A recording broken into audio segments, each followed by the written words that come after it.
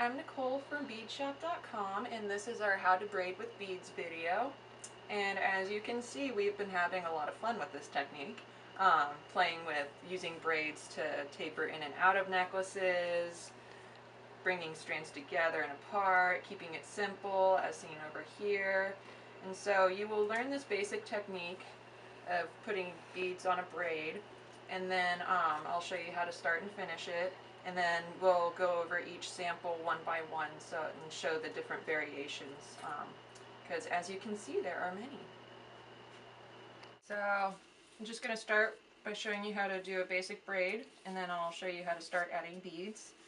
I have it tied off with the tails. The tails that you leave will depend on your project, but this is just showing you the technique for now. So you tape it down once this way, and then you fold it back over the tape, and then you add another piece because it's waxed, so it'll just pull straight through otherwise. I have my 3 tails, and I'm going to start by taking the right tail to the center, over the middle, the left tail to the center, over the middle, again the right tail to the center, over the middle, and eventually you'll get fast enough and it'll become more of a turn. And I like to get my braids to stay tight, I like to pull on them as I'm doing it for a smaller braid. If you want a looser braid, you hold the tails a little more loosely. So you just braid for whatever length you want, and since it's waxed linen and you might be working with some really long tails, I go for a little bit, and then you can see it's all tangly down here. And one of the great things about waxed linen is that it'll stick to itself. So your braid may come undone a little bit right there, but everything else will hold. So you can straighten out your tails. And then do a few more. And then it's just constant braid, untangle, until you have your desired length. So once you have your braiding technique down, you might want to add some beads as is seen here. So I'm going to start by showing you how to do them along one side, and then I'll show you how to alternate them back and forth. So I string up beads on one of the tails, just pre-strung, and if they have big holes like that, you'll want to tie a stopper bead so that they don't fling off while you're untangling. So I just take a bead and feed it through like that. So it's just a temporary stopper. Okay. So you slide the bead up to the side that you want. Bring it over towards the middle. Then you bring the other side towards the middle. And you just braid for however long you want. And the one thing about having them strung on one tail is that you'll need to have that tail with the beads on it on the same side every time. So your length will be determined by how many passes you have to make to get this back on the left side or the right side, whichever side you're putting your beads on. So you slide it up again, bring that tail towards the middle, alternate on the other tail, braid, braid, braid. You can see here that my cords are getting tangly, so I'm going to take a minute and untangle them. Bring your bead up. And you don't have to pre-string your beads. I just do it to save time, but if you wanted to make it a little easier on yourself, you can put them on one by one as you go. But this just makes the process go a little bit faster to have them already on there. And then keep braiding. Another look that you can get with this technique is an alternating bead look like this, where you alternate sides. And so I did the same thing as before, where I strung up beads on both sides, or 2 of the tails. I started with the 2 outer ones with my little stopper beads. And so I'm going to start with the bead on this side, slide it up,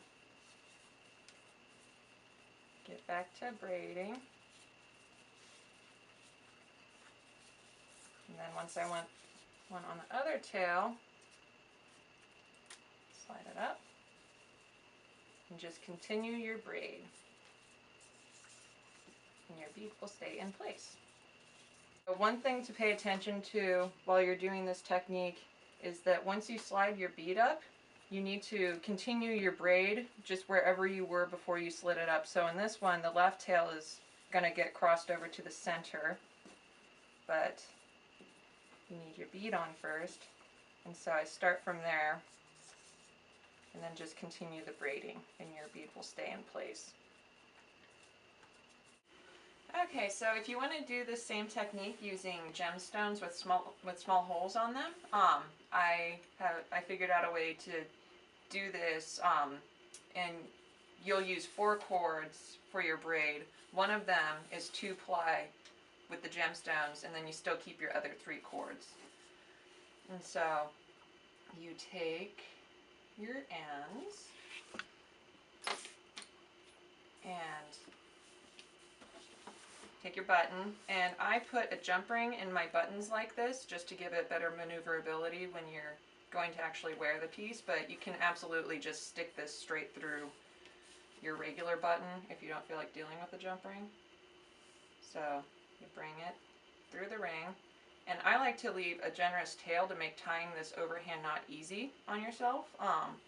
So make sure to factor that into your lengths and of your cords that you cut. And I figured out that for every 22 inches of braiding, you need at least a full yard of actual linen. So maybe even 1.5 yards if you want to be extra careful.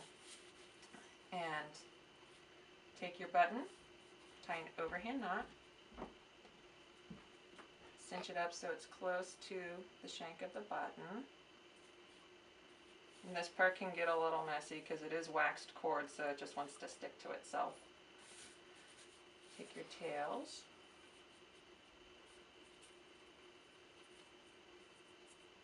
and pull,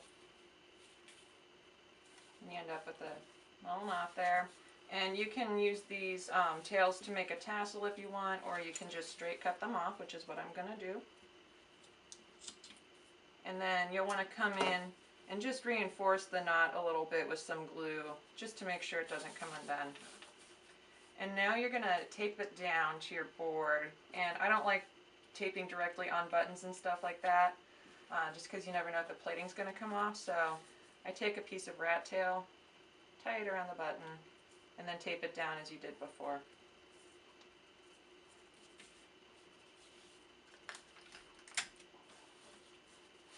So one piece, and then 2 pieces. Just get it out of the way. So now you have your setup. You're going to arrange your cords as previously, except that one of your cords is going to have this partnered 2-ply piece of cord. And the reason why I chose 2-ply linen, it can be a little difficult to actually string your gemstones on it. I experimented with a few different cords, and I just found that the linen, because it sticks to itself, it really keeps the beads in place the way it's supposed to. Using, you can use Tough or KO, but the beads wobble around a bit more and it's not as firmly held in place. So you can play around with that and just see what you end up liking yourself. Then start braiding. Just bring right towards the middle, left towards the middle, right towards the middle, left towards the middle. And when you get the one with the gems on the side you want it, you slide that up and then continue as before.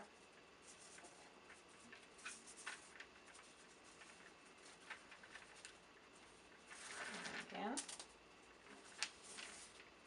once it gets to the same side as before, slide your bead up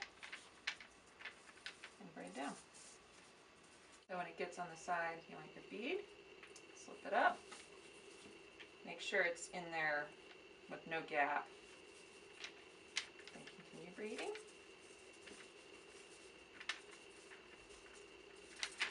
Fix your strands, and you just go for however many beads you want the braid for. And you can alternate them, as you saw in that other technique where you can make them go back and forth, back and forth.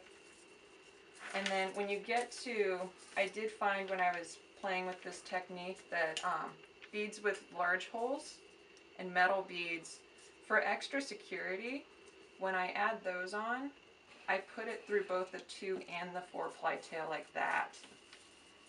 Some metal beads have sharp edges, so I just rather be safe than sorry, and it doesn't really affect the look of the finished piece. See?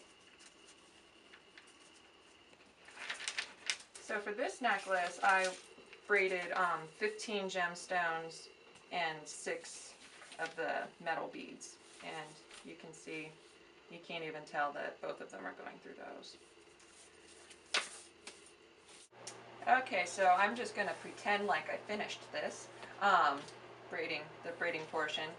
And to actually form your button loop, once you're done braiding on your beads, you'll braid this is about 1.5 inches length of more braid.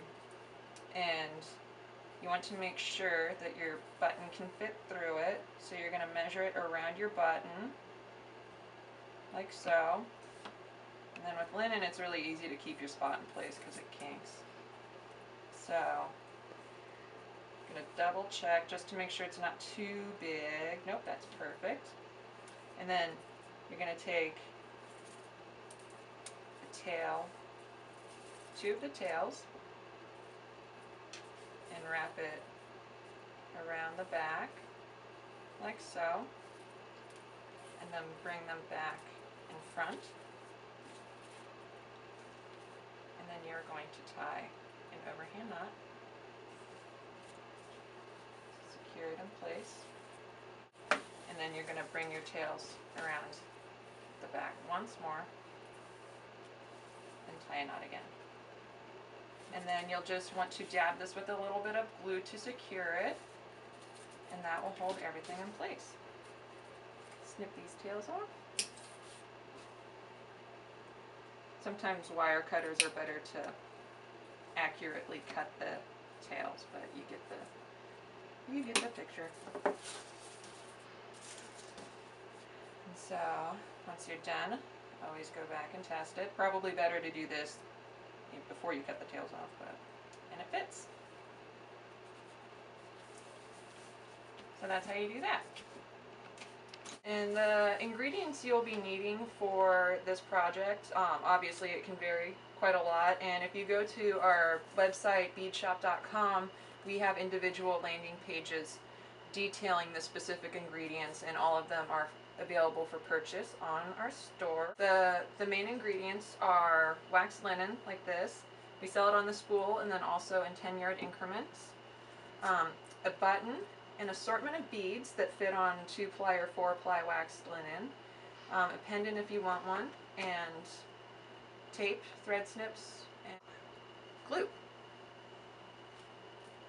This is a sample that Brittany did, and she kept the braiding part of it pretty simple. She formed her button loops using these silk wraps, as you can see right here, and the silk wraps are done with waxed linen. And then she chose to keep the tails to form a little tassel at the end, a little bead and a knot, and then she secured the silk wraps with a little bit of glue as well as the knots down here. And she braided for a little while, tied a knot, and then separated all of the strands and floated beads along here, and also knotted them in place. So these clay ones have a knot on either side, and then these beads here have this string going through one way, and then you bring it back around and back through the same direction, so it keeps it held in place. And then the next step up would be adding your beads to your braid. And so this is an anklet that Brittany made also. Goes very nicely with this necklace, obviously. And she did the same thing with the beginning. She did her button loop and button with the silk wrap. She let the tails off this time, put a little bit of glue, and then she braided with 2 strands um, for each braid, so a total of 6 strands, and did the beads around the edge. And then this one's mine, and I did the gemstone method where you use 3 strands of 4-ply and 1 strand of 2-ply, and this one is 45 inches in length, and I decided to put a pendant on it, and to keep the pendant in place I had knots on either side, and I do 15 gems, 6 metal, and just did that pattern all the way around. Okay, this is Janice's masterpiece, and she had a lot of fun playing with this technique, as you can see. What she figured out to do is she has 2 different sections of 6 strands that she tied on. So there are 6 strands here and 6 strands here, and you can see she tied them on in 2 separate units. And she took the 6 strands, separated it out into 2 groups of 3 for these 2 strands, and then she did the same for this. And what she did here was she braided them individually for a little while, and then she brought them together into a single braid using 3 units of 2 strands for a braid with the alternating bead. And then she did that for a little while and then separated them back out. And then once she brought it up here, she brought them all together into a braid and finished it off as you saw previously. And then she also added this fun little tassel with waxed linen. It's a bunch of pieces. It's called 2-ply and 4-ply because that's how many individual threads are compiling that particular size. So you can twist it to separate the strands like that. And so she did that, and she floated some beads up there, and then she untwisted them to give it that sort of textural feel. So thank you for watching our video. I hope you have as much fun playing with this technique as we did. All of the supplies in these necklaces are available on beadshop.com, so stop on by and say hi. Thank you.